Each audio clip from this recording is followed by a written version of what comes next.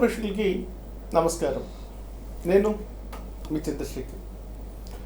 ఈరోజు వ్యాపార సంస్థలు మనకి కొన్ని చట్టబద్ధమైనటువంటి అనుమతులు ఉంటేనే మీరు దేశవ్యాప్తంగా కానీ లేకపోతే అంతర్జాతీయంగా కానీ మీ ఉత్పత్తులను లేదా సేవలను మీరు ఎన్కాష్ చేసుకోలేరు. అంటే ఇప్పుడు ఒక వ్యాపార సంస్థ దీనికి కొన్ని ప్రమాణాలు ఉన్నాయని మనకి మనం చెప్పుకుంటే అది ఏమాత్రం సరిపోదు. మరేం చేయాలి? దీనికోసం ఎవరు చెప్పాలి? అంటే ఇలాంటి ప్రమాణాలని ప్రపంచవ్యాప్తంగా గుర్తించి వాటికి ఒక ధృవపత్రాన్ని, ఒక సర్టిఫికెట్ని జారీ చేసేటువంటి సంస్థ మనకి ISO. దీన్ని మనం ఇంటర్నేషనల్ స్టాండర్డ్స్ ఆర్గనైజేషన్ అని చెప్తుంటాం. ఇలాంటి ఈ ISO పత్రాలని గుర్తింపు పొందినటువంటి వ్యాపార సంస్థలు లేదా సేవా సంస్థలు నేడు మనకి ఎన్నో ప్రయోజనాలు కలిగిస్తున్నాయి. అలాంటి సంస్థల యొక్క సర్టిఫికెట్ని మనం పొందాలంటే ఏం చేయాలి? అందుకోసం ఏ పద్ధతులు అవలంబించాలి, ఎవరిని సంప్రదించాలి అనేటువంటి విషయం మీద అనేక విషయాలని మనం తెలుసుకోవటానికి, దానికి సంబంధించి ఆ రంగంలో ఆయన నిపుణులైనటువంటి వ్యక్తి మనకి నజ్మల్ మొహమ్మద్ గారు మనతో ముచ్చటించడానికి ఈ రోజున మన ధర్మపీఠం స్టూడియోకి విచ్చేసి ఉన్నారు. నజ్మల్ మొహమ్మద్ గారు, నమస్కారం అండి. నమస్కారం సార్. ఈ రోజున మీరు ఈ వ్యాపార సంస్థలన్నింటినీ మీ ఎక్సెల్ ఆన్ అనేటువంటి అంతర్జాతీయ సంస్థ ద్వారా ప్రతి వ్యాపార సంస్థకి ISO గుర్తింపుని ఇప్పిస్తున్నట్లుగా తెలియవచ్చింది. ఈ రంగంలో ఈ సంస్థ ఇచ్చేటువంటి సేవా కార్యక్రమాలు ఏంటి? ఆ ISO గుర్తింపు పొందటం వల్ల ఒక వ్యాపార సంస్థ కలిగే ప్రయోజనాలు ఏంటనేవి మా కోసం కొంచెం మా ప్రేక్షకులకి వివరంగా తెలియజేస్తారా? డెఫినెట్లీ అండి. నా పేరు నజ్మల్ మొహమ్మద్ అండి. I have 20 years of experience in managing health insurance operations. ఇది ఎందుకు అవసరం అన్నదే అంటే ISO స్టాండర్డ్స్ అనేది it stands for international standards for organizing అనమాట. అంటే it includes products and operations అనుకోండి.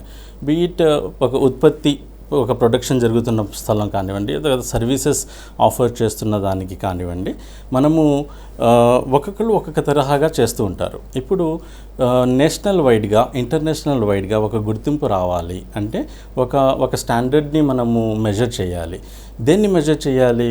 ఇప్పుడు ఒక ప్రొడక్షన్ ఉందనుకోండి, ఆ ప్రొడక్షన్ అనేది ఎటువంటి క్వాలిటీకి సంబంధించింది, అది బెనిఫిట్ చేస్తుందా లేదా నార్మల్గా ఏమంటామంటే చైనా స్టాండర్డ్ అంటాము. So on the back of our mind మనం అది చైనాదంటే లో క్వాలిటీ అని, జర్మనీది అయితే మంచి క్వాలిటీ అని, అట్లా మనకు థాట్ ప్రాసెస్ ఒకటి ఉంటుందండి.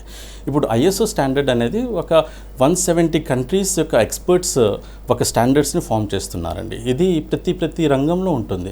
ఒక ప్రోడక్ట్ కానివ్వండి, ఒక సర్వీసెస్ కానివ్వండి, ఒక సాఫ్ట్వేర్ డెవలప్మెంట్ కానివ్వండి, ఒక హాస్పిటల్ ఫెసిలిటీస్ కానివ్వండి, ట్రాన్స్పోర్టేషన్ కానివ్వండి, హెల్త్ అండ్ సేఫ్టీ కానివ్వండి, ఎన్వైర్న్మెంట్ రిలేటెడ్ కానివ్వండి. సో అలా చాలా స్టాండర్డ్స్ని డిఫైన్ చేయడం జరిగింది. ఇప్పుడు ఆ స్టాండర్డ్స్ని ఒక గైడ్గా, ఒక ఫ్రేమ్వర్క్గా మనం చూడాల్సి ఉంటుంది. ఒక ఫ్రేమ్వర్క్ అంటే అందులో ఒక లీడర్షిప్ టీమ్ ఒక కంపెనీకి సపోర్ట్ చేయాలంటే ఎట్లా ఉండాలి, లీడర్షిప్ టీమ్ యొక్క కమిట్మెంట్ ఎలా ఉండాలి, ఒక ప్రోడక్ట్ ప్రొడ్యూస్ చేస్తే ఆ ప్రోడక్ట్లో ఏ డైమెన్షన్స్లో మనము ఆ ప్రోడక్ట్ని చూడాలి, క్వాలిటీస్ని చూడాలి, హెల్త్ అండ్ సేఫ్టీని చూడాలి.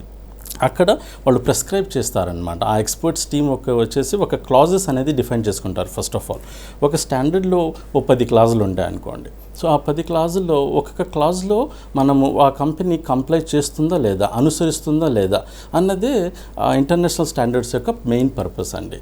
సో అట్లా చాలా స్టాండర్డ్స్ ఉన్నాయి. ISO 9001 2015 అనేది ఇది generic standard. It stands for quality management systems అండి. సో అట్లా కాకుండా 14001 అనేది వచ్చేసి అది కూడా ఇంకో స్టాండర్డ్. అది ఎన్వైరన్మెంట్ సేఫ్టీ రిలేటెడ్ ఉంటుంది. సో 45,001 అనేది ఒక ఇండస్ట్రీలో వర్క్ చేస్తున్నప్పుడు హెల్త్ అండ్ సేఫ్టీ స్టాండర్డ్స్ని ఎలా మెయింటైన్ చేయాలి అని ఉంటుంది. అలాగే 34,000 సిరీస్ ఉంటుంది.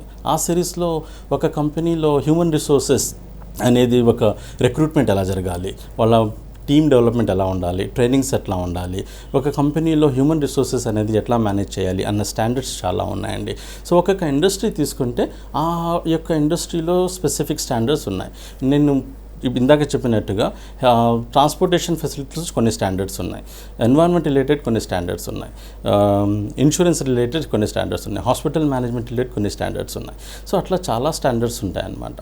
ఐఎస్ఓ స్టాండర్డ్స్ అనేది అందరికీ ఒక ఫ్రేమ్వర్క్, ఒక రిఫరెన్స్. మనం ఒకవేళ ఎందుకంటే అన్నీ మనమే ఆలోచించుకోవాలంటే మన మైండ్కి అన్నీ రావు, మన ప్రయారిటీస్ కొన్ని మీదే ఉంటాయి. ఒక స్టాండర్డ్ని తీసుకొని మనం ఫాలో అవుతూ ఉంటే మనకు ఒక ఫ్రేమ్వర్క్, ఒక గైడ్లా మనకు పనిచేస్తుంది. సో ప్రతి టీము, ప్రతి మేనేజ్మెంట్ టీం కానివ్వండి, ఆ స్టాండర్డ్ని చూసుకుంటూ ఆర్గనైజ్ చేసుకుంటూ సర్వీసెస్ డెలివర్ చేస్తే యూ గెట్ ఎక్సలెన్స్ సర్వీస్ అనమాట. సో దానివల్ల కస్టమర్ సాటిస్ఫాక్షన్ అనేది పెరుగుతుంది. అది ఒక బ్రాండ్లా కూడా పనిచేస్తుంది. బ్రాండ్లా అంటే మీరు ఒక ప్రాస్పెక్టింగ్ చేస్తున్నారు, ఒక క్లయింట్ దగ్గరికి వెళ్ళి మీరు ఒక సర్వీసెస్ ఇవ్వాలనుకుంటున్నారు, ప్రోడక్ట్స్ సెల్ చేయాలనుకుంటున్నారు. మీ కంపెనీకి మీరు రిప్రజెంట్ చేస్తున్నప్పుడు if you are an ISO certified company అని చెప్తే అది ఎంతో బ్రాండ్ ఇమేజ్లా పనిచేస్తుంది. చైనా బ్రాండ్ కాకుండా జర్మనీ బ్రాండ్ లాగా పనిచేస్తుంది అనమాట. So that is one symbol of quality, ఒక symbol of standard, symbol of representation అని చెప్పేసి మనం గుర్తింపు వస్తుంది. ఈ ఐఎస్ఓ సర్టిఫికెట్ అనేది సార్ మరి భారతదేశంలో ఏ వ్యాపార సంస్థకైనా ఇవ్వటం జరుగుతుందా, లేదా కొన్ని నిర్దిష్ట కంపెనీలకు మాత్రమే ఇవ్వటం జరుగుతుందా? ప్రతి ఒక్క కంపెనీ దానికి అప్లై చేసుకోవచ్చు అండి. There is no limit on the number of people కానివ్వండి, ప్రొడక్షన్ కానివ్వండి, ఒక రంగం అనేది ఏమీ ఉండదండి. మీరు ఆల్ ప్రొడక్ట్స్ అండ్ సర్వీసెస్కి గుర్తింపు తీసుకోవచ్చు. రీసెంట్గా ఎడ్యుకేషన్ స్టాండర్డ్స్ కూడా అందులో, ఎడ్యుకేషన్ సంస్థలు కూడా అందులో ఇంక్లూడ్ చేసుకోవడం జరిగింది. So there is no limitation as to what can be included or not. So ప్రతి రంగానికి ఇది సంబంధించింది. చిన్న తరహా అయినా పెద్ద తరహా అయినా మనము ఐఎస్ఓ స్టాండర్డ్ సర్టిఫికేషన్ అనేది తీసుకోవచ్చు. మరి ఈ ఇంటర్నేషనల్ స్టాండర్డ్స్ ఆర్గనైజేషన్ సర్టిఫికేట్ని ఇచ్చే సంస్థ మరి ప్రపంచ సంస్థ ఖచ్చితంగా ఉంటుంది. మరి ఇంతకీ దీని హెడ్ ఆఫీస్ ఎక్కడుంది, దీనికి మనము ఎలా దరఖాస్తు చేసుకోవాలి, దాని విధానాలు ఏంటి? ఓకే, సో ఐఎస్ఓ అనేది దాని సెంట్రల్ సెక్రటేరియట్ వచ్చేసి స్విట్జర్లాండ్లో ఉందండి. అండ్ స్విట్జర్లాండ్లో they have this administrative body, but certification bodies అనేది ఒక్కొక్క ప్రైవేట్ సంస్థ. This is not a government entity అండి, it is a non government standard sector where private రంగం కిందకి వస్తుంది. లాట్ ఆఫ్ ఎక్స్పర్ట్స్ వచ్చేసి దీన్ని క్వాలిటీ స్టాండర్డ్స్ని డిఫైన్ చేయడం జరిగింది ఇక్కడ. సో ఒక సర్టిఫికేట్ మనకు కావాలంటే there are lot of agencies which are certified by ISO company. So ఆ ఏజెన్సీని మనము అప్రోచ్ అయ్యి మన బిజినెస్ గురించి వాళ్ళకి చేస్తే వాళ్ళు ఐఎస్ఓ ఎక్స్పర్ట్స్ ఉంటారండి, లీడ్ ఆడిటర్. నేను for example I'm ISO 9001 2015 lead ఆడిటర్ని. సో మేమేం చేస్తామంటే మీరు ఆ ఏజెన్సీని అప్రోచ్ అయినప్పుడు ఆ లీడ్ ఆడిటర్ అనే మనిషి, ఫర్ ఎగ్జాంపుల్ మై సెల్ఫ్ అనుకోండి, so we visit the client, వాళ్ళ ప్రాసెసెస్ని, వాళ్ళ ఆర్గనైజేషన్ని, వాళ్ళ స్ట్రక్చర్ని, వాళ్ళ అకౌంట్స్ని అన్నీ కొంచెం స్టడీ చేస్తామన్నమాట. స్టడీ చేసి ఫస్ట్ మనము గ్యాప్ ఎనాలిసిస్ అనేది క్రియేట్ చేస్తాం. అంటే మన స్టాండర్డ్ ఇట్లా డిఫైన్ చేస్తుంది, మీ ప్రొసీజర్స్ ఇట్లా ఉన్నాయి, so will look in to the identify gaps. First step ఏంటంటే అప్రోచ్ అయినప్పుడు గ్యాప్ ఎనాలిసిస్ అనేది చేస్తామండి. సో గ్యాప్ ఎనాలిసిస్ చేసిన తర్వాత ఒక అవేర్నెస్ ట్రైనింగ్ అనేది ఇస్తాం మన క్లయింట్కి. సో ట్రైనింగ్ ఇచ్చినప్పుడు వాళ్ళ కోర్ ఆపరేషన్స్ టీమ్ కానివ్వండి, కోర్ మేనేజ్మెంట్ టీమ్స్ కానివ్వండి, ఐఎస్ఓ స్టాండర్డ్స్ అంటే ఏంటి, ఎటువంటి కంప్లైంట్స్ ఉండాలి, వాళ్ళకి సంబంధించిన ఆర్గనైజేషన్కి గ్యాప్స్ ఎక్కడ ఉన్నాయనేది వాళ్ళు తెలుసుకుంటారు. తెలుసుకున్న తర్వాత ఒక 3 months, ఒక 6 months టైం పెట్టుకొని ఆ గ్యాప్స్ని ఫుల్ఫిల్ చేస్తూ, ఆ స్టాండర్డ్స్ని కంప్లైంట్ చేస్తూ వాళ్ళ స్టాండర్డ్స్ని పెంచుకున్న తర్వాత దే విల్ టెల్ అస్ అనమాట. So they have completed as per the standards అని చెప్తే మన సంస్థ ఏజెన్సీ ఏదైతే ఉందో అదేమన్నా ఇంటర్నల్ ఆడిట్ అనేది చేస్తుంది. అది ఒక ఇంటర్నల్ ఆడిట్ ఉంటుంది, ఒక ఎక్స్టర్నల్ ఆడిట్ ఉంటుంది. ఈ 2 ఆడిట్స్ జరిగిన తర్వాత ఆ సర్టిఫికేషన్ బాడీకి ఆడిట్ రిపోర్ట్స్ కనుక సబ్మిట్ చేస్తే ఆ సర్టిఫికేషన్ బాడీ ఐడెంటిఫై చేసి నార్మల్ ఫార్మాలిటీస్ ఉంటుంది, ఫీజు అనేది అది పే చేసిన తర్వాత సర్టిఫై చేయడం జరుగుతుందండి. సో ఈ ప్రాసెస్ మొత్తానికి సుమారు ఎంతకాలం పడుతుంది? ఒక ఆర్గనైజేషన్ మిమ్మల్ని అప్రోచ్ అయ్యి, ఒక కన్సల్టెన్సీని అప్రోచ్ అయ్యి, సో మీరు ఇంటర్నల్ ఆడిట్ పూర్తి చేసిన తర్వాత వాళ్ళకి ఆ సర్టిఫికెట్ పొందటానికి how much time it will takes, ఎంతకాలం అది పడుతుంది? నార్మల్గా ఒక పెద్ద సంస్థ అంటే పెద్ద సంస్థ అంటే నా దృష్టిలో ఒక 1000 ఎంప్లాయీస్ పైన ఉంటే నియర్లీ 6 months to 1 year పడుతుందండి. బట్ నార్మల్ కొన్ని సంస్థలు ఉంటాయి 25 people, చిన్న టీమ్ సైజ్ ఉంటాయి. సో వాళ్ళ ప్రాసెసెస్ కూడా కొంచెం క్లుప్తంగా ఉంటాయి, చిన్నగా ఉంటాయి, ట్రాన్సాక్షన్ హెవీ ఉండవు. ట్రాన్సాక్షన్ హెవీ లేని పక్షంలో ఈ ప్రాసెస్ మొత్తం మీకు 3 monthsలో చేయవచ్చండి. ఎందుకంటే యాక్టివ్గా ఇన్వాల్వ్ చేస్తారు, ప్రాసెస్ని డెవలప్ చేయడం కానివ్వండి, ట్రైనింగ్ చేయడం కానీ కొంచెం సింప్లిఫై అయిపోతుంది కాబట్టి 3 monthsలో అయిపోతుంది. అంటే ఒక టీం పెద్దది ఉందంటే అది మార్పు అనేది ఒక స్టాండర్డ్ తెలుసుకోవటమే కాదండి, అక్కడ ఎంప్లాయీస్ అందరూ దాన్ని అర్థం చేసుకొని అమలు తీసుకురావాలి, అది మెయిన్ ఆబ్జెక్టివ్. కాబట్టి it takes time little bit. మరి ఓన్లీ కంపెనీస్కి మాత్రమే ఈ ISO స్టాండర్డ్ సర్టిఫికేట్ ఇవ్వటం జరుగుతుందా, లేక పార్ట్నర్షిప్ ఫామ్లు కావచ్చు, లేకపోతే అదర్ బిజినెస్ ఆర్గనైజేషన్స్, అందులో సోల్ ట్రేడింగ్ ఫార్మ్స్ ఉండొచ్చు, సొంత వ్యాపారం అంటే ఒకే వ్యక్తి చేసుకునే వ్యాపారానికి కూడా ఇలాంటి సర్టిఫికేట్ని ఇవ్వడం జరుగుతుందా? చేయవచ్చండి. సో ఇండివిజువల్ ఫర్మ్స్ కూడా, సోల్ ప్రొప్రైటర్షిప్స్ కూడా చేయవచ్చు, as long as they are into some products, they are into some services. So type of organization అనేది, సెటప్ అనేది it is immaterial to the standardization. But అక్కడ వాళ్ళు ప్రొడ్యూస్ చేస్తున్న products కానివ్వండి, deliver చేస్తున్న సర్వీసెస్ కానివ్వండి, they have to be with ISO standards అనమాట. So as long as it is benefiting some customers, కొన్ని ప్రయోజకాలు ఉన్నాయన్నప్పుడు ఈ స్టాండర్డ్స్ అప్లై చేస్తున్నప్పుడు anyone can apply, there is no limitation on the organisation type. ఇప్పుడు భారత ప్రభుత్వము కొన్ని ప్రమాణాలు నిర్దేశించి ఆ ప్రోడక్ట్స్ని మార్కెట్లోకి రిలీజ్ చేయడానికి, ప్రజలకి అందించడానికి వాళ్ళు కొంత లైసెన్సింగ్ విధానాన్ని అమలు చేస్తున్నారు.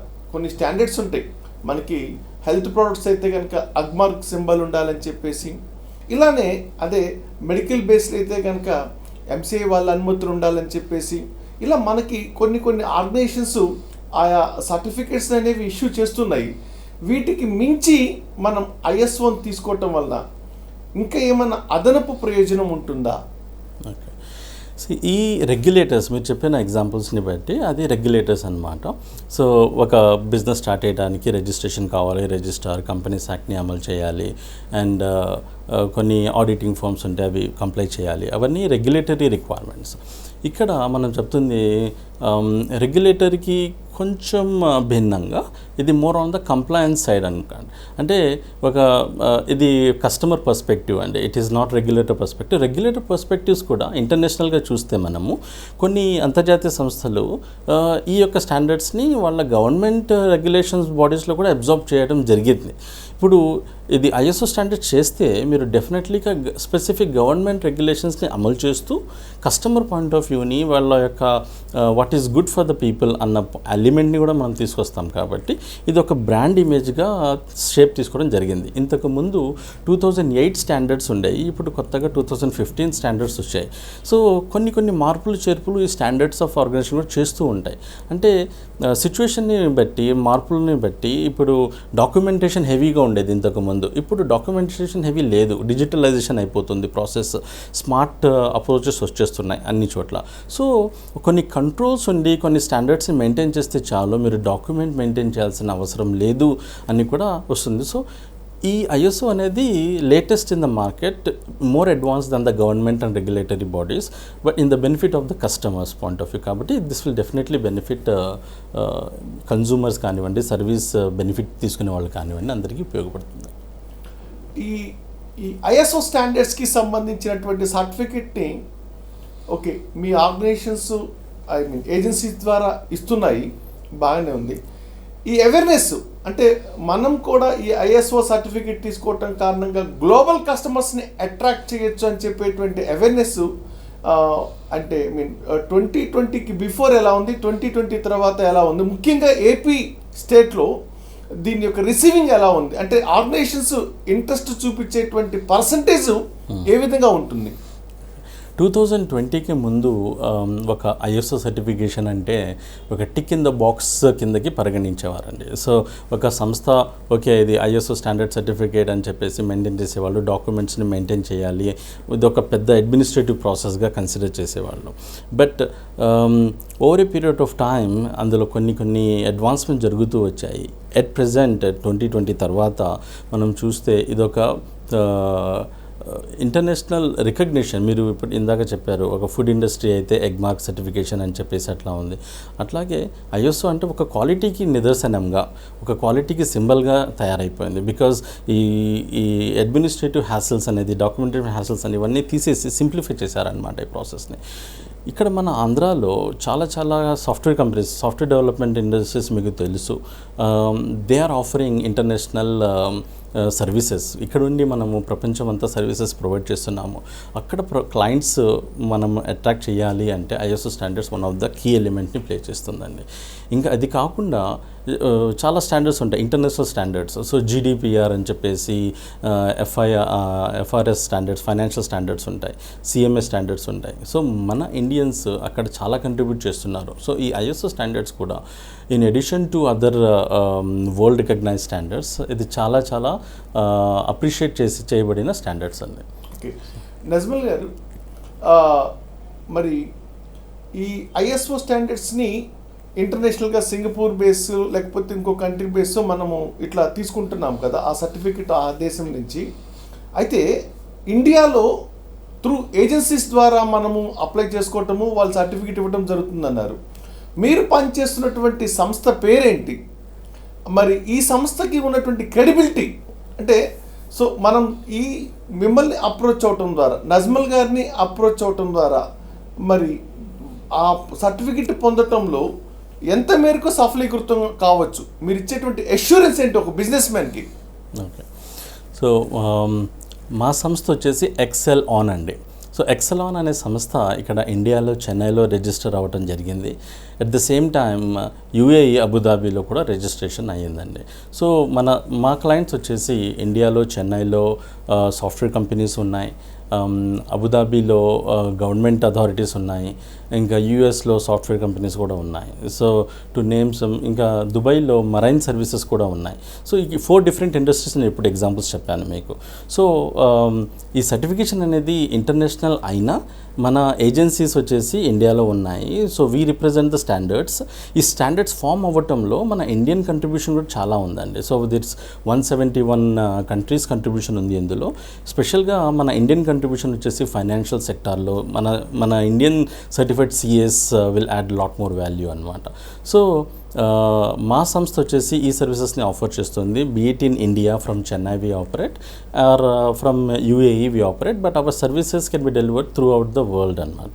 మన ఇండియాలో మన ఇండస్ట్రీస్ వచ్చేసి FMCG, fast moving consumer goods, అంటే సూపర్ మార్కెట్స్ కానివ్వండి, హైపర్ మార్కెట్స్ కానివ్వండి, వాళ్ళు మా క్లయింట్స్ ఉన్నారు. సాఫ్ట్వేర్ డెవలప్మెంట్ కంపెనీస్ మా క్లయింట్స్ ఉన్నారు.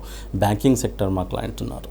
ఇంకా ప్రొడక్షన్ ఇండస్ట్రీస్ ఉన్నాయి కదా, టొబాకో, చిల్లీ, అటువంటి ఇండస్ట్రీస్ కూడా మా క్లయింట్స్ ఉన్నారండి ఇక్కడ.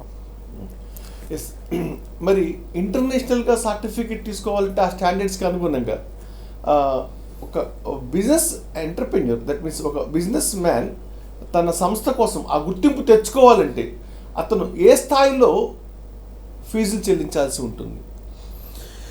ఫీజులు అనేది ఎక్కువ ఉండవండి. సర్టిఫికేషన్కి ఫీజులు కొంచెం లిమిటెడ్గా ఉంటాయి. కాకపోతే మీరు ఆ స్టాండర్డ్స్ని అమలు చేయటంలో you have to bring in lot of efforts. ఒక గ్యాప్ అనాలిసిస్ చేయడానికి కానివ్వండి, ఒక ఇంటర్నల్ ఆడిట్ కండక్ట్ చేయడానికి కానివ్వండి, పీపుల్లో ట్రైనింగ్ తీసుకొచ్చి దాన్ని అమలుపరచడంలో కానివ్వండి, మీ యొక్క రిసోర్సెస్, మీ ఎక్స్పర్ట్స్ యొక్క కంట్రిబ్యూషన్ ఉంటుంది కాబట్టి ఆ ఎక్స్పర్ట్స్కి ఒక్కొక్క కంట్రీలో ఒక్కొక్క మోడల్లో ఛార్జ్ చేయటం జరుగుతుందండి. సో ఇండియాలో కొంచెం రిలేటివ్లీ తక్కువగా ఉంటుంది, బయట కొన్ని చోట్ల ఎక్కువ ఉంటుంది. దానికి తోడుగా there is some taxes, GST services taxes ఉంటాయి కాబట్టి ఒక్కొక్క కంట్రీలో ఒక్కొక్క తరహాగా ఉంటాయి. స్పెసిఫిక్గా మనం చెప్పలేము, but yes it could B.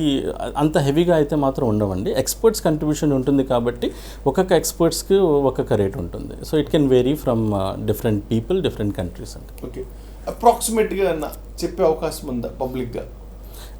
అప్రాక్సిమేట్గా అంటే ఇప్పుడు ఫర్ ఎగ్జాంపుల్ మా సంస్థ ఎగ్జాంపుల్ తీసుకుంటాను. I don't want to compare with other experts in the industry. మా సంస్థలో ఒక 3 వీక్స్ 4 వీక్స్ యొక్క అసెస్మెంట్ కానివ్వండి, గ్యాప్ అసెస్మెంట్ కానివ్వండి, అనాలిసిస్ చేస్తే వీ చార్జ్ అరౌండ్ 45,000 to 50,000 అండి. సో దిస్ ఈజ్ కన్సిడరింగ్ ఒక ఎక్స్పర్ట్ ఇన్వాల్వ్ అయ్యి ఒక కంప్లీట్ అసెస్మెంట్ చేసి మనము ఒక అప్రోచ్ అనేది ఇంట్రొడ్యూస్ చేయడానికి 45,000 to 50,000 అవుతుంది. బట్ ఓవరాల్ సర్టిఫికేషన్ తీసుకుంటే మీకు 5 to 6 lakhs దానిపైన కూడా రావచ్చు, డిపెండింగ్ ఆన్ మీ ఇండస్ట్రీని బట్టి కానివ్వండి, నెంబర్ ఆఫ్ పీపుల్ని కానివ్వండి, డిపెండ్స్ అనమాట. ఇది ఒక జస్ట్ బాల్ పార్క్ నెంబర్ మాత్రమే. It is not specific, it is not final. But yes, మీ యొక్క ఆర్గనైజేషన్, మీ యొక్క ఇండస్ట్రీని బట్టి ఇది స్కోప్ ఆఫ్ వర్క్ మారుతుంది కాబట్టి ఈ యొక్క estimation just for you to know how much it will be. Nazmul గారు, ఎక్సెల్ ఆన్ ద్వారా మీరు ఎంతమందికి మన ఆంధ్రప్రదేశ్ నుంచి ఈ ఐఎస్ఓ స్టాండర్డ్ సర్టిఫికెట్స్ని అందించడం జరిగింది? ఆంధ్రప్రదేశ్లో మన విజయవాడలో 2-3 ఫర్మ్స్ ఉన్నాయండి. ఒకటి వచ్చేసి స్టాక్ బ్రోకింగ్ కంపెనీ, ఇంకోటి వచ్చేసి fast moving consumer goods super markets services జరగడం జరిగింది. మా మోస్ట్ ఆఫ్ ద క్లయింట్స్ వచ్చేసి చెన్నై బేస్డ్ ఉన్నారు, అబుదాబి బేస్డ్ ఉన్నారు. మన ఆంధ్రాలో ఇప్పటికీ మనం 3-4 క్లయింట్స్ని మేము సర్వ్ చేశాము. అంటే ఒక క్లయింట్ని సర్వ్ చేసిన తర్వాత ఒక స్టాండర్డ్ కాకుండా ఇంకో స్టాండర్డ్ కూడా they come back and ask us అనమాట. So it could be sometimes ఏంటంటే ఒక సర్టిఫికేషన్ అవుతుంది, దే వాంట్ ఇంకో అడిషనల్ సర్టిఫికేషన్. ఇప్పుడు డేటా ప్రైవసీకి ఒక సర్టిఫికేట్ ఉంది, ఎన్వైరన్మెంట్ హెల్త్ అండ్ సేఫ్టీకి ఇంకో సర్టిఫికేట్ ఉంది, టోటల్ క్వాలిటీ మేనేజ్మెంట్ ఒక సర్టిఫికేట్ ఉంది. జనరల్గా ప్రతి ఒక్కరు టోటల్ క్వాలిటీ మేనేజ్మెంట్కి సర్టిఫై తీసుకొని దాని తర్వాత ఎట్లయితే బిజినెస్ ఎట్లయితే గ్రో అవుతుందో దాని ప్రకారంగా అడిషనల్ సర్టిఫికేషన్ కోసం అప్రోచ్ చేస్తారండి. మా దగ్గర రికరింగ్ క్లయింట్స్ చాలా ఎక్కువ. అంటే ఒకసారి వచ్చిన తర్వాత they come again for additional certifications మన సర్వీస్ని రికగ్నైజ్ చేస్తూ. సో ఆంధ్రప్రదేశ్లో 3 to 4 మేజర్ క్లయింట్స్ ఉన్నారు. చిన్న చిన్న సర్వీసెస్ ఉన్నాయి, that is something not necessary to mention అని. నజ్మల్ గారు, అంతిమంగా ఎవ్రీ బిజినెస్ మ్యాన్కి మీరు మీ ఎక్సెల్ ఆన్ తరపున ఈ ఐఎస్ఓ సర్టిఫికేట్ గురించి ఏం కంక్లూడ్ చేయబోతున్నారు? ముగింపు వాక్యంగా వారికి మీరు ఏమి సందేశం ఇవ్వబోతున్నారు? ప్రతి ఒక్క బిజినెస్ వెన్ వి స్టార్ట్ మనం మొత్తం సాధించాలి అని అనుకుంటామండి. సాధించేటప్పుడు మనము స్వతహాగా ఎక్స్పెరిమెంట్ చేస్తూ మరి ఫెయిల్ అవుతూ మళ్ళీ డెవలప్ అవుతూ మళ్ళీ ఫెయిల్ అవుతూ డెవలప్ అవుతూ అటువంటప్పుడు we lose lot of time. So మీరు ఈ స్టాండర్డ్ని అమలు చేస్తే ఒక ఫ్రేమ్వర్క్, ఒక గైడ్గా మీరు అడ్వాన్స్ స్టెప్ చేసుకుంటారు. సో మీరు ప్రతిసారి ట్రై చేసి ఫెయిల్ అయ్యి మళ్ళీ ఇంప్లిమెంట్ చేసి మచ్యూర్ అవ్వటం కన్నా ఈ స్టాండర్డ్స్ మీరు తీసుకుంటే you can already start from A మచ్యూర్డ్ level. So you save time, energy and money in experimenting your processes. So better you follow ISO standards and start from a very matured process, recognized from internationally అని చెప్పేసి నేను advice చేస్తాను. ముగించిపోయే ముందు ఒక చిన్న సందేహం, అంటే బిజినెస్ని స్టార్ట్ చేసే టైంలోనే, ప్రారంభ సమయంలోనే ఈ సర్టిఫికేట్కి మనము అప్లై చేసుకోవాలా, లేదా already existing company, existing organization ఏదైతే ఉందో, అంటే ఒక 10 years బ్యాక్ స్టార్ట్ చేసి ఉండొచ్చు, లేదా ఒక 5 years బ్యాక్ స్టార్ట్ చేసి ఉండొచ్చు, లేదా డికెట్స్ బ్యాక్ స్టార్ట్ చేసి ఉండొచ్చు, వారు కూడా ఈ ఐఎస్ఓ స్టాండర్డ్స్కి దరఖాస్తు చేసుకోవచ్చు? అంటే సో వెరీ బిగినింగ్లో చేసుకోవాలా, లేకపోతే ఎగ్జిస్టింగ్ ఫార్మ్స్ చేసుకుంటే మంచిదా? So first step in starting a business is registration of a firm. So registration of firm అయిన తర్వాత మీ ఆపరేషన్స్ మీరు స్టార్ట్ చేయండి, చేయకపోనివ్వండి, వితిన్ 1 year అట్లా టైం ఉన్నప్పుడు you can already start. So ఈ రెండు ప్యారలల్గా మీరు చేసుకోవచ్చు, కానీ రిజిస్ట్రేషన్ ఆఫ్ ద ఫర్మ్ అనేది ప్రీ రిక్విజిట్ అండి. So you need to exist as an organization first and you can apply before you setting up the operations. మీరు బిజినెస్ ఆపరేషన్స్కి ఒక స్ట్రాటజీ ఉంటుందండి. 1 yearలో మీరు ఎంత బిజినెస్ చేయాలి, ఇట్లా స్టేజెస్. సో మీరు ఆ డెవలప్ చేస్తూనే మీరు ఐఎస్ఓకి మీరు ప్రిపేర్ అవుతే మీకు చాలా ఈజీగా అయిపోతుంది. And that is the best way I recommend that. కొన్ని ఫర్మ్స్ ఏం చేస్తాయంటే బిజినెస్ స్టార్ట్ చేసి 3-4 ఇయర్స్ తర్వాత కూడా సర్టిఫికేషన్కి వెళ్తూ ఉంటాయి. That is also okay. ఇప్పుడు మీరు వెల్ ప్లాన్డ్గా అడ్వాన్స్గా ఉన్నప్పుడు రిజిస్ట్రేషన్ అయిన వెంటనే మీరు ఐఎస్ఓ స్టాండర్డ్ని కూడా మీరు ప్యారలల్గా తీసుకొని వెళ్ళొచ్చు. సో 6 months 1 yearలో మీ బిజినెస్ సెట్ అవుతుంది, 6 months 1 yearలో మీకు సర్టిఫికేషన్ కూడా వచ్చేస్తుంది. So that's best way to approach. Okay, me ISO సంస్థ ద్వారా సర్టిఫికెట్ పొందిన బిజినెస్ మ్యాన్ ఆ స్టాండర్డ్ తగ్గట్టుగా సర్వీస్కి కస్టమర్ ఇవ్వలేకపోతే దీనికి ఆ బిజినెస్ మ్యాన్ లైబులా, లేకపోతే సర్టిఫై చేసినటువంటి ఈ ఐఎస్ఓ వాళ్ళు లైబుల్ అవుతారా? ఎవరు దీనికి బాధ్యత వహించాల్సి ఉంటుంది? ఈ సర్టిఫికేషన్ అనేది is valid only for 1 year అండి. So every year you have to do the surveillance audit. అంటే ఆ స్టాండర్డ్స్ మీరు మెయింటైన్ చేస్తున్నారా లేదా అనేది ఈ సంస్థ మళ్ళీ చూస్తూనే ఉంటుంది. So whatever certification is given to you, assuring that మీరు ప్రీవియస్ ఫైనాన్షియల్ ఇయర్ని బట్టి, ప్రీవియస్ ఇయర్ ట్రాన్సాక్షన్ని బట్టి you are up to the mark అని చెప్పేసి ఒక రికగ్నిషన్ ఇవ్వటం జరుగుతుంది. అది మెయింటైన్ చేయటం బిజినెస్ యొక్క రెస్పాన్సిబిలిటీ. ఆ స్టాండర్డ్ని మీరు మెయింటైన్ చేయాలంటే ప్రతి ఇయరు లేదా మ్యాక్సిమం 2 years అది మీరు సర్వేలెన్స్ ఆడిట్ అనేది మళ్ళీ చేయించి, అంటే ఒక ఇంటర్నల్ ఆడిట్, ఒక ఎక్స్టర్నల్ ఆడిట్ ఉంటుంది. సో మీరు అట్లీస్ట్ ఈ రెండు చేసి రెండిట్లో కంప్లై అయితే ఆ స్టాండర్డ్ మీకు కంటిన్యూ అవుతుంది. అంటే ఇది లైక్ రెన్యూ చేసుకున్నట్టేనండి మీ certification. So every time you renew మీ స్టాండర్డ్స్ని చెక్ చేయడం జరుగుతుంది, కంప్లైన్స్ ఉందా లేదా చూడటం జరుగుతుంది, అప్పుడు అప్రూవల్ ఇవ్వడం జరుగుతుంది. ఒకవేళ మీరు స్టాండర్డ్ని మీట్ అవ్వకపోతే రికమెండేషన్స్ ఇచ్చి మీకు గ్యాప్ ఇస్తాము. వితిన్ 1 year మళ్ళీ ఆ గ్యాప్స్ని మీరు ఫిల్ చేస్తే యూ గెట్ రీసర్టిఫికేషన్ అనమాట. సో దట్స్ హౌ సంస్థ ఐఎస్ఓ సంస్థ is responsible for making sure you are practicing it. Business is responsible for actually executing the standards. ఈ ఐఎస్ఓ సంస్థ కేవలం బిజినెస్ మ్యాన్కి సంబంధించి ఉంటుందా, లేకపోతే వాళ్ళు అందించే సర్టిఫికెట్స్ ఈ స్టాండర్డ్లో ఆ ప్రొడక్షన్స్ కానీ లేకపోతే ఆ యొక్క సర్వీసెస్ కానీ ఉంటాయని చెప్పి ఈ కస్టమర్కి అంటే కామన్ మ్యాన్కి ఏదైనా డౌట్స్ వస్తే, సందేహాలు కలిగితే తీర్చడానికి వీరు ముందుకు వస్తారా లేదా ఐఎస్ఓ వాళ్ళు? ఐఎస్ఓ స్టాండర్డ్స్ అనేది ఇండివిజువల్ కస్టమర్స్తో కాంటాక్ట్ ఉండదండి. But we care for customers and that's why the standards are met. ఇప్పుడు వీళ్ళు ఫీడ్బ్యాక్స్ కానివ్వండి, customer internal audit, external audit చేసినప్పుడు మాకు కస్టమర్ ఫీడ్బ్యాక్స్ అవన్నీ లాగ్స్ మేము చూస్తాము. సో వాళ్ళ ఫీడ్బ్యాక్స్, వాళ్ళ కంప్లైంట్స్ కానివ్వండి, వాళ్ళ సజెషన్స్ కానివ్వండి వాల్యుబుల్ ఉన్నప్పుడు మనం మా స్టాండర్డ్ని మార్చుకుంటాము. సో కంటిన్యూస్ స్టాండర్డ్స్ అప్డేట్ అనేది జరుగుతూ ఉంటుంది. కానీ డే టు డే బిజినెస్ ట్రాన్సాక్షన్లో వాళ్ళ ప్రాబ్లమ్స్ సాల్వ్ చేయడం అనేది బిజినెస్ యొక్క రెస్పాన్సిబిలిటీ. బట్ మేము ఆ ఇన్పుట్స్ని తీసుకొని మా స్టాండర్డ్స్ని కంటిన్యూస్గా రివైజ్ చేయడానికి ప్రయత్నిస్తూ ఉంటాము. It's continuous improvement. ఈ ఐఎస్ఓ సర్టిఫికేట్ పొందినటువంటి ఆ బిజినెస్ మ్యాన్ ఆ స్టాండర్డ్స్కి అనుగుణంగా తన సర్వీసెస్ని కానీ ప్రొడక్ట్స్ని కానీ ఇవ్వలేకపోతే ఇప్పుడు మనం ఈ ఇండియన్ కంపెనీస్ ఎవరైతే ఎస్టాబ్లిష్ చేశారో, ఇండియన్ బిజినెస్ పీపుల్ ఎవరైతే ఉన్నారో, ఇప్పుడు మనం ఇండియన్ చట్టాల కింద అంటే భారతీయ చట్టాల కింద వాళ్ళ మీద చర్యలు తీసుకోవాల్సి ఉంటుందా, లేకపోతే ఈ ప్రపంచ చట్టాలు వరల్డ్ వైడ్ యాక్ట్స్ అయితే ఉన్నాయో, ఇంటర్నేషనల్ లీగల్ సిస్టమ్ ఏదైతే ఉందో దాని ప్రకారం ఆ వ్యాపార సంస్థ మీద కస్టమర్ అనేటువంటి వాడు చర్యలు తీసుకోవచ్చా? ఓకే, ఈ ఐఎస్ఓ అనేది ఒక ఫ్రేమ్వర్క్ మాత్రమేనండి. సో ఇది ఒక సంస్థకు బిజినెస్ సెట్ చేయడానికి, బిజినెస్ రన్ చేయడానికి, సర్వీసెస్ సెట్ చేయడానికి, సర్వీస్ ఇంప్లిమెంట్ చేయడానికి తోడ్పడుతుంది. Any litigations, any complications subsequently is the regulator authorities ఉంటాయి. కాబట్టి regulatory authorities of that company, of that nature of business plus the business will have to look in to it. Of course ఒక matter కనుక internationally ఉంటే ఆ international courts కూడా involve అవుతాయి. But ISO యొక్క role కొంచెం నిమిత్తం అంటే లెస్ లయబిలిటీ ఉంటుంది ఆర్గనైజేషన్ మీద. బట్ రీసర్టిఫికేషన్ అప్పుడు స్ట్రింజెంట్గా ఎక్కువగా పరిశోధన చేస్తూ వాళ్ళ సర్టిఫికేషన్ క్యాన్సిల్ చేయడం కానీ విత్డ్రా చేసుకోవడం కానీ జరుగుతుంది. మీరైతే చాలా మంచి సమాధానం చెప్పారు. ఐఎస్ఓకి చాలా తక్కువ, ఇది రెగ్యులేటరీ బాడీ అయితే కాదు, జస్ట్ సర్టిఫికేట్ ఆర్గనైజేషన్ మాత్రమే అని చెప్పేసి నేను ఒక చిన్న ఉదాహరణ చెప్పాలనుకుంటాను ఈ సందర్భంగా.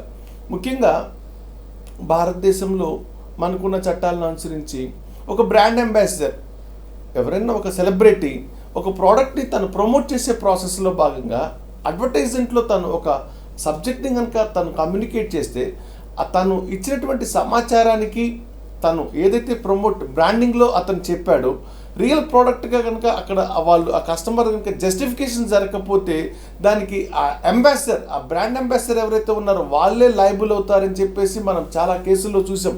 ఈ మధ్య పతంజలి విషయంలో కూడా మనము ఈ మధ్య పేపర్లలో, టీవీ ఛానళ్ళలో, వివిధ మీడియాల్లో కూడా మనం వినటం జరిగింది.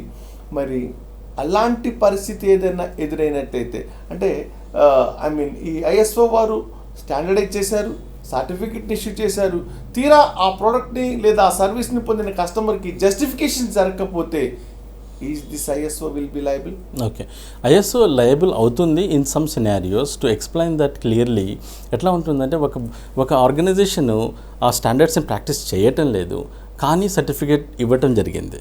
అటువంటి సిచ్యువేషన్లో ఆ ఏజెన్సీ రెస్పాన్సిబుల్, అండ్ ఆ ఏజెన్సీ యొక్క లైసెన్స్ కూడా ఐఎస్ఓ ఆర్గనైజేషన్ క్యాన్సిల్ చేయడం జరుగుతుంది.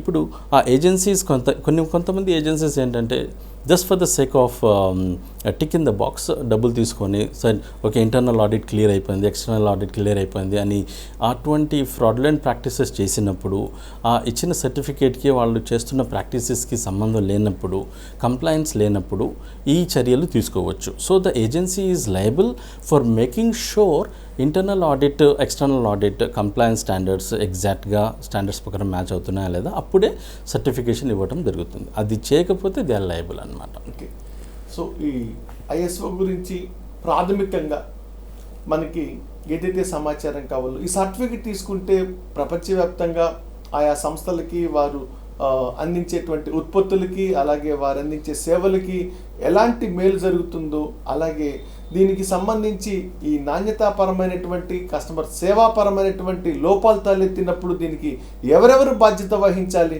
అనేటువంటి అనేక విషయాల మీద మనతో నజ్మల్ గారు మన ప్రేక్షకుల కోసం చాలా చాలా రహస్యాలని మనతో పంచుకోవడం జరిగింది.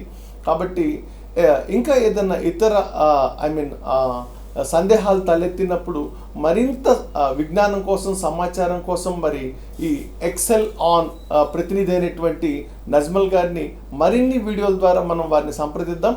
సో ఈ రోజుకైతే కనుక వారు ఇచ్చినటువంటి వివరణాత్మకమైనటువంటి ఈ వీడియో మనకి చాలా ఉపయోగపడుతుందని, అలాగే ఈ వ్యాపార సంస్థలు మన భారతదేశ వ్యాప్తంగా ఉన్నటువంటి వాటిలో ముఖ్యంగా ఆంధ్రప్రదేశ్ నుంచి ఇంటర్నేషనల్గా సర్వీస్ అందించేటువంటి ఈ వ్యాపార సంస్థలు ఈ సర్టిఫికెట్ని పొందటం ద్వారా ఇంటర్నేషనల్ కస్టమర్ని కూడా, ముఖ్యంగా ఇక్కడ ఉన్నటువంటి ఎంతోమంది కస్టమర్స్ని అది అట్రాక్ట్ చేయడానికి హెల్ప్ అవుతుందని చెప్పేసి వాళ్ళ ప్రమాణాలు ప్రపంచవ్యాప్తంగా ఉన్నాయని చెప్పుకోవడానికి దోహదపడుతుందని చెప్పి నేను భావిస్తున్నాను. అలాగే ఈ సర్టిఫికెట్ కోసము మరి మన ఎక్సెల్ ఆన్ ఏజెన్సీ తరపున ఐఎస్ఓ ధృవపత్రాలను అందించడానికి, సర్టిఫికెట్స్ అందించడానికి నజ్మల్ గారు సిద్ధంగా ఉన్నారు. కాబట్టి వారిని సంప్రదిద్దాం. సో ఎనీహౌ, ఏదైనా మా స్టూడియోకి విచ్చేసి మరిన్ని సమాచారాన్ని మీకు ఎంతో మాకు ఉపయోగయుక్తమైనటువంటి దాన్ని అందించేందుకు మీకు మా ధర్మపీఠం ప్రేక్షకుల తరపున, అలాగే మా ధర్మపీఠం సిబ్బంది తరపున, మరీ ముఖ్యంగా నా తరపున మీకు ధన్యవాదాలండి. Thank you so much. Thank you.